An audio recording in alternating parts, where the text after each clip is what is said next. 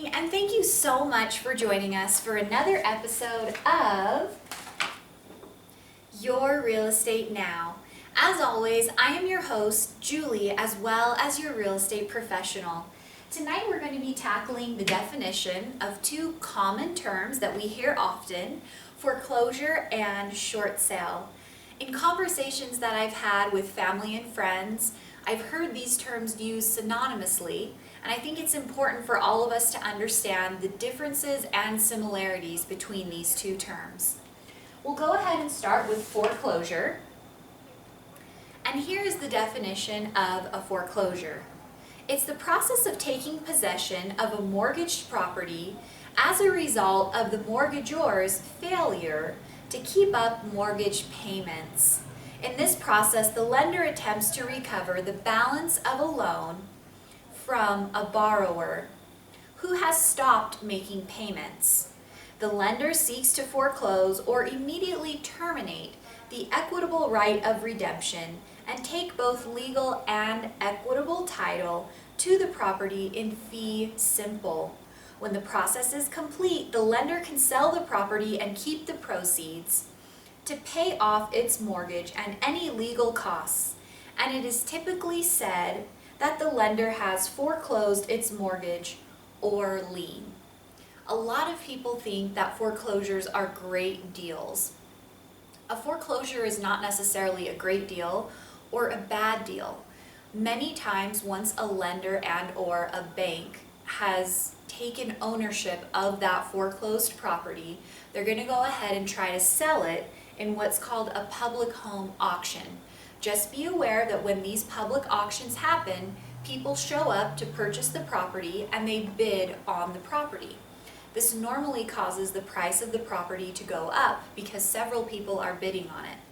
So in some foreclosure situations, you can get a property absolutely below market value.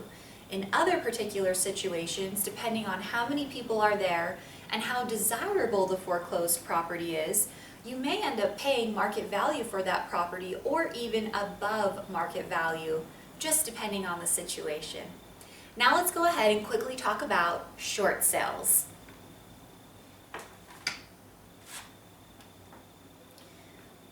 I have a little holder for this sign, but it's not agreeing with me, so I'm probably just going to hold it up here, okay? Real estate short sales can be done only by mutual consent of both the borrower and the lender. Both parties can benefit greatly. Borrowers can avoid having a foreclosure appear on their credit report, and the lender can avoid substantial fees associated with a general foreclosure. Any sale of real estate that generates proceeds that are less than the amount currently owed on the property constitutes in a short sale. This occurs when the lender and the borrower decide that selling the property and absorbing a moderate loss is preferable to having the borrower default on the loan. It's a better alternative to a foreclosure. In essence, the property owner ultimately cannot afford to repay the lien's full amount, but the lien holder and or a lender agrees to accept less than the amount owed on the debt. Now, just like a foreclosed property, often it's up for discussion as to whether or not short sale properties are a great deal. You know what? It's the same type of situation as with a foreclosure. They may not be sold in the exact same manner, but again, depending on the desirability of the property, they can sometimes sell for below, at, or above market value. So you're really going to have to take all of these case scenarios one by one as they come. So I hope that that helps to explain some of the similarities and some of the differences between a foreclosure and a short sale. The last thing that I want to tell you quickly about a short sale is that it can be a very lengthy process to acquire a short sale property. So just gear up for that if you're interested in that type of a property, because it does take a little bit longer to acquire than a property that's not currently being held in that status.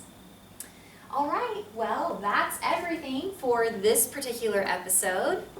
Thank you so much once again for joining us for Your Real Estate Now.